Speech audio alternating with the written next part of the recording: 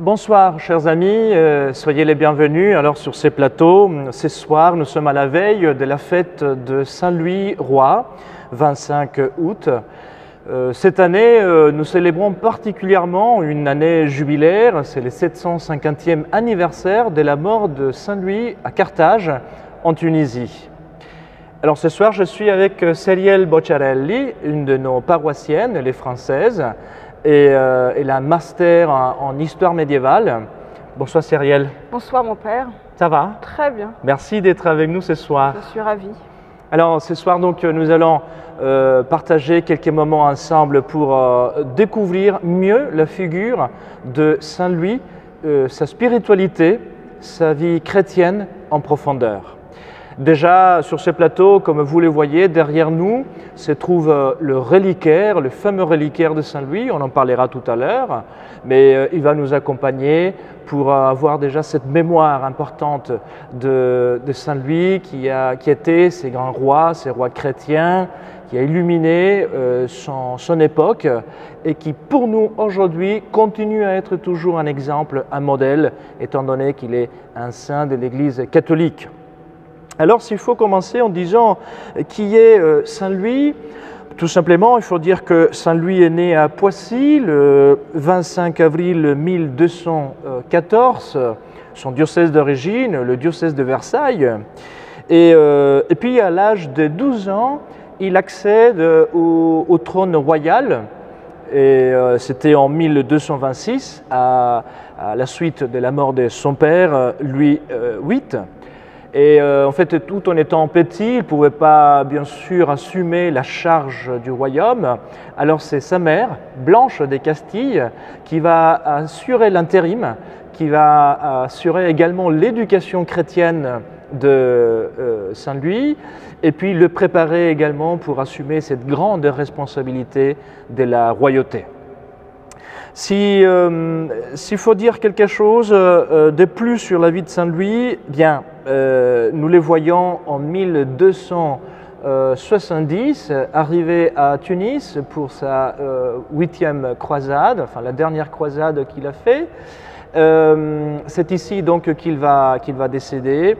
Et puis, il a été canonisé par le pape Boniface VIII le 6 août 1297, c'est-à-dire 25 ans après le commencement du processus de canonisation. On disait de lui, et il signait toujours de la façon suivante, Ludovicus Dei Gratia Francorum Rex, c'est-à-dire lui, par la grâce de Dieu, roi des Francs. Et c'est en fait ce que nous voyons en Saint-Louis. C'est ce personnage qui est donc un roi qui assume la royauté, mais la royauté avec la conviction qu'il est d'abord un chrétien, un fils de Dieu, et que donc cette royauté, c'est pour lui une vocation. Il est roi pour conduire son peuple au salut éternel. C'est ce qui est très beau dans cette figure royale. Il n'est pas tout simplement ce roi qui est détaché de tout et qui vit dans une vie mondaine, dans la vie de palais, mais c'est ce roi qui essaye d'incarner dans sa vie et dans son royaume les principes de l'Évangile et de la vie du Christ. Nous allons en parler tout à l'heure avec Ceriel.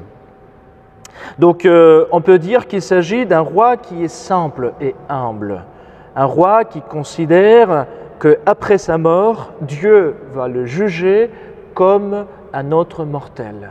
Donc il ne voit pas des privilèges pour être un roi, il dit tout simplement la royauté, être roi, c'est ma mission, c'est ma vocation, mais je suis avant tout donc ce chrétien qui va être jugé par Dieu, et c'est pour cela qu'il assume la grande responsabilité de vivre sa vie royale en pleine conscience et surtout en essayant d'assumer dans ces mystères, enfin dans ces royautés, assumer toutes les exigences de l'Évangile, de l'enseignement de la vie chrétienne.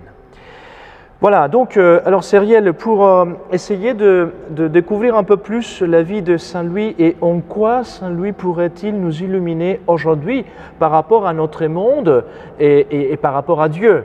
il risque parfois de laisser Saint Louis comme ce roi du Moyen-Âge très loin et qui peut-être n'a plus rien à nous dire. Et par contre, je crois que justement sa vie chrétienne, vécue en profondeur, peut-être ses vertus peuvent certainement nous illuminer encore aujourd'hui. Oui, tout à fait, mon père.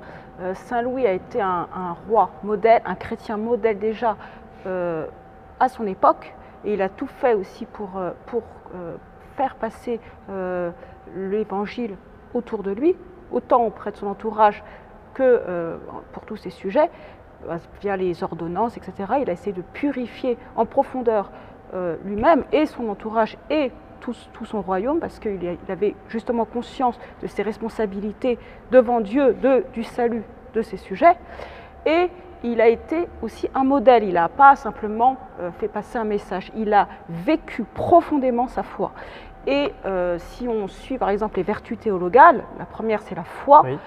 Toutes les hagiographies, toutes les chroniques parlent énormément de sa piété, de sa foi et des actes concrets de sa foi au quotidien. C'est-à-dire que c'était quelqu'un qui tous les jours, il lisait les Saintes Écritures, il s'imprégnait profondément de l'Évangile. C'est quelqu'un qui tous les jours, il assistait aux 8 offices, au canonial. Il assistait à la messe, il était en permanence en compagnie des religieux, il essayait d'être toujours avec Jésus.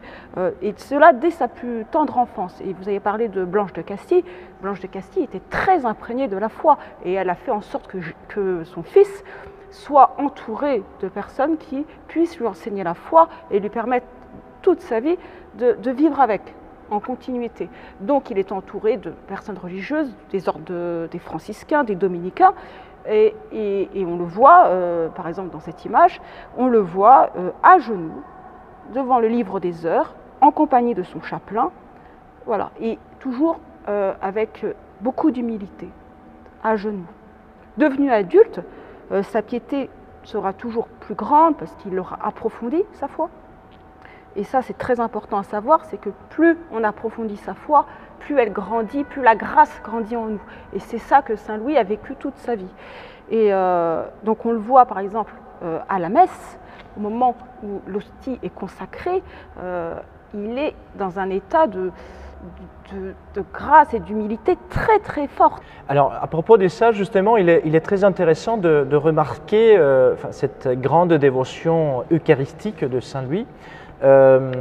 Ici à Carthage, nous avons l'ancienne basilique de Saint-Louis et dans la chapelle du Saint-Sacrement, le cardinal Lavigéry avait justement voulu laisser comme souvenir dans cette chapelle, qui était très proche de la mémoire de Saint-Louis, là où l'on croit qu'il est décédé, et il avait laissé justement le souvenir de sa dernière communion qui s'est passée ici à Carthage. Et c'était le moment où il était justement pratiquement, il était prostré par terre, déjà atteint par la peste. Et dans cette humilité qui le caractérisait aussi, donc le chapelain lui demande, en lui montrant l'hostie, s'il croyait véritablement à Jésus, hostie, et que le corps du Christ était présent dans l'hostie consacrée. Et alors, Saint Louis lui répond oh oui, bien sûr que je les crois, et je ne les croirais même mieux si je les voyais tels que les apôtres le virent le jour qu'il est monté au ciel. Donc avec cette foi et cette clarté pour dire que voilà, là il y avait véritablement Jésus. C'est en fait un peu, je pense que cette dévotion eucharistique qu'il a nourrie pendant toute sa vie, c'était en quelque sorte aussi la force de sa vie chrétienne. Oui, c'était très très fort. Il faut bien imaginer qu'au moment de la consécration de l'hostie, il était à genoux et il se déplaçait à genoux jusqu'à l'autel, devant l'évêque ou le prêtre, et avant de manger le corps du Christ, il récitait son Confiteor.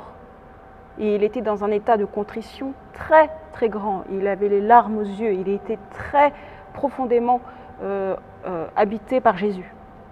Voilà.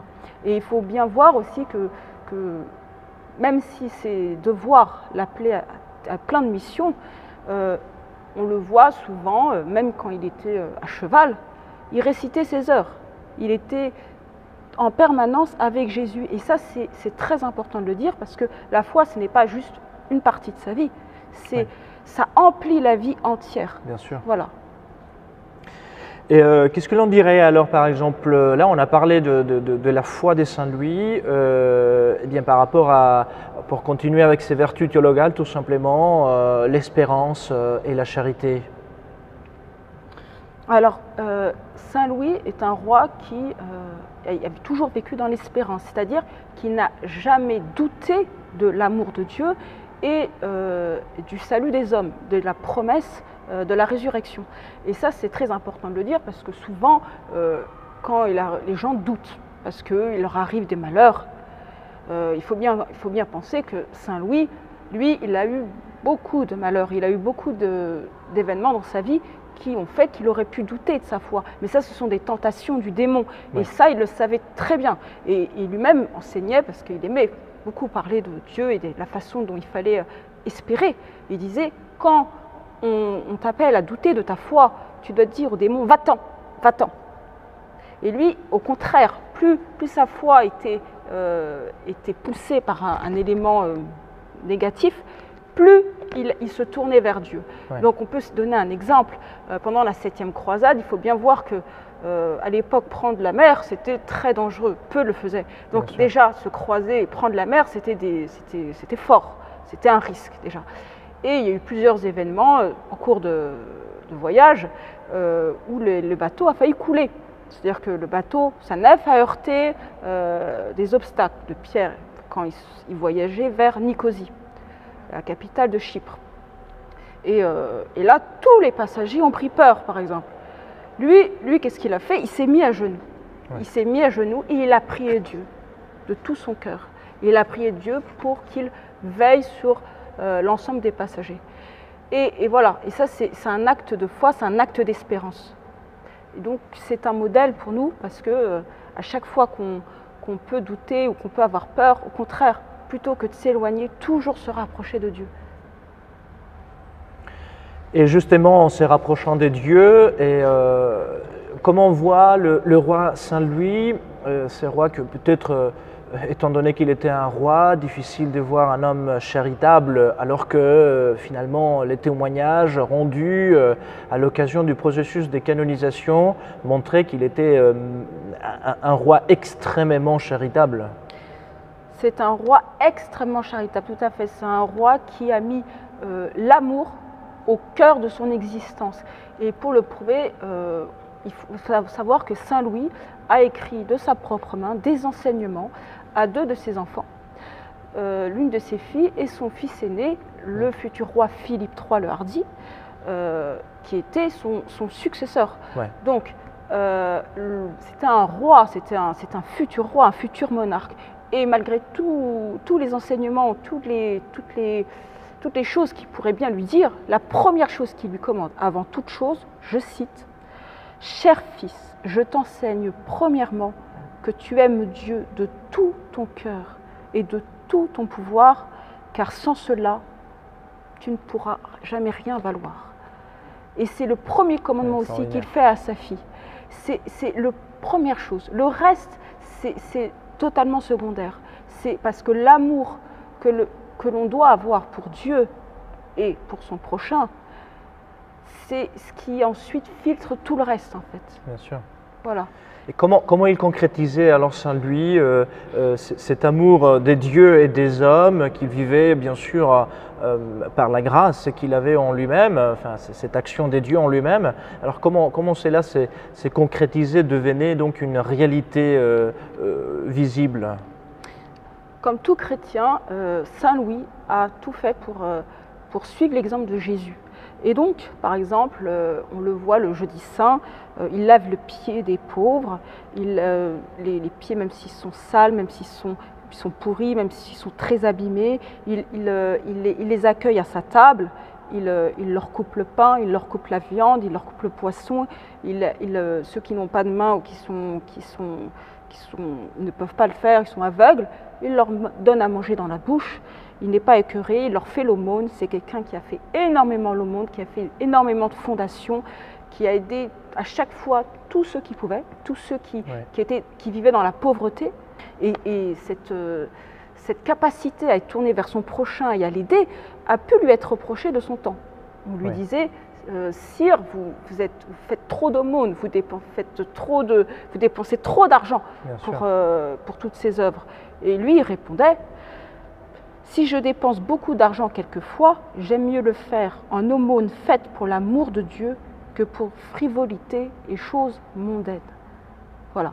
Oui. Et ça, c'est très important. Oui, c'est ce qui est vraiment extraordinaire, ces détachements en plus, cette charité qui animait l'esprit de Saint Louis, mais en même temps, ce détachement finalement de toutes choses, pas seulement mondaines, mais des biens matériels qui finalement, il le donnait très librement. Il y avait une grande libéralité dans ce sens-là. C'était quelqu'un qui avait les bras ouverts pour donner et secourir toutes les faiblesses et les maladies.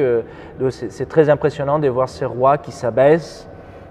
Difficile de voir ça aujourd'hui, mais voir ces rois donc, qui se fait petit pour être les serviteurs. Hein. D'ailleurs, on le voit, il y a une anecdote dans laquelle, par exemple, il se rendait dans les villes, il était à pied, il était entouré de ses sergents qui avaient de l'argent, et il faisait l'aumône pour les pauvres, et voilà, comme il avait l'habitude de le faire, toujours avec une grande libéralité, très accessible. Et tout d'un coup, il entend une cloche sonner. Et c'était quelqu'un qui était de l'autre côté de la rue, et c'était un lépreux. Qu'est-ce qu'il a fait? Il a pris l'argent, il a fendu la foule, il a traversé la route, il est allé vers la personne, et il lui a fait l'aumône. Et ensuite, une fois qu'il a fait l'aumône, il s'est abaissé, il lui a baisé les pieds. Voilà, ça c'est un exemple d'une très très grande volonté de servir Jésus et les plus pauvres. Bien sûr, avec une grande humilité, c'est sûr, oui. Et tu te rappelles certainement de cette rencontre qu'il a eue qui nous raconte Jeanville, avec ces lépreux, oui. et ce qui s'est passé, très intéressant, cette histoire du lépreux et le péché mortel qui en quelque sorte, il faut se rappeler ce que la maman de Saint Louis, donc Blanche des Castilles, lui disait toujours: mon fils, je t'aime énormément, je préfère te voir mort que de te voir commettre un péché mortel. Et donc ça l'a énormément marqué à Saint Louis. Et alors, qu'est-ce que lui il a dit aux lépreux? Alors en fait, Saint Louis était un roi prédicateur, c'est-à-dire qu'il enseignait à son entourage comment être un bon chrétien. Et il avait autour de lui son entourage, parmi lesquels le Joinville, le sénéchal de Champagne, qui était un de ses amis proches, qu'il avait rencontré en 1241 lors des fêtes de Saumur. Et il demande à Joinville s'il préférait être en état de péché mortel ou être lépreux. Et Joinville dit: moi je ne lui avais jamais menti au roi, donc je lui ai répondu très sincèrement que je préférais avoir commis 30 péchés mortels qu'être lépreux. Saint Louis n'a pas répondu, il a laissé passer parce que c'était si grave qu'il avait besoin de lui parler en face à face. Et donc Joinville nous dit qu'il l'a rappelé et il lui dit: vous avez parlé en fou tout à l'heure, quand vous avez dit que vous auriez préféré être lépreux que être en état de péché mortel. Et il lui dit: lèpre de corps vaut mieux qu'être en état de péché mortel, parce que si vous mourrez en état de péché mortel, vous mourrez définitivement. Alors que si vous mourrez lépreux, ce n'est que de la lèpre de corps. Et lèpre du corps vaut mieux que lèpre de l'âme. Bien, alors Cyrielle, pour finir donc ces petits entretiens sur Saint Louis, qu'est-ce qu'on peut dire par rapport au miracle de Saint Louis après sa mort? Parce qu'on connaît bien un peu son histoire, enfin, aux quelques éléments de sa vie, sa mort, un peu aussi la destinée des reliques. Une partie de ces reliques sont à Saint-Denis, à Paris, et puis une autre partie, surtout les entrailles, et une partie de son cœur était en Sicile, à Montréal. Et puis après, en 1890, ces reliques ont été données au cardinal Lavigéry, qui les a ramenées ici à Tunis. Et c'est seulement en 1985 que ces reliques, ces entrailles qui étaient conservées dans ces reliquaires, sont repartis en France et maintenant sont à Versailles, dans la cathédrale de Versailles. Donc on peut dire que de 1890 à 1985, 95 ans, les reliques de Saint-Louis, les entrailles de Saint-Louis et une partie de son cœur sont restées ici parmi nous. Eh bien, donc qu'est-ce qu'il faut dire alors par rapport au miracle de Saint-Louis? On peut dire à propos des miracles de Saint-Louis, c'est hyper important les miracles parce que sans miracle, il n'y a pas de caractère de sainteté. S'il a une vie sainte qui est très connue, qui a été rapportée par tous les hagiographes et les chroniqueurs, ces miracles sont moins connus.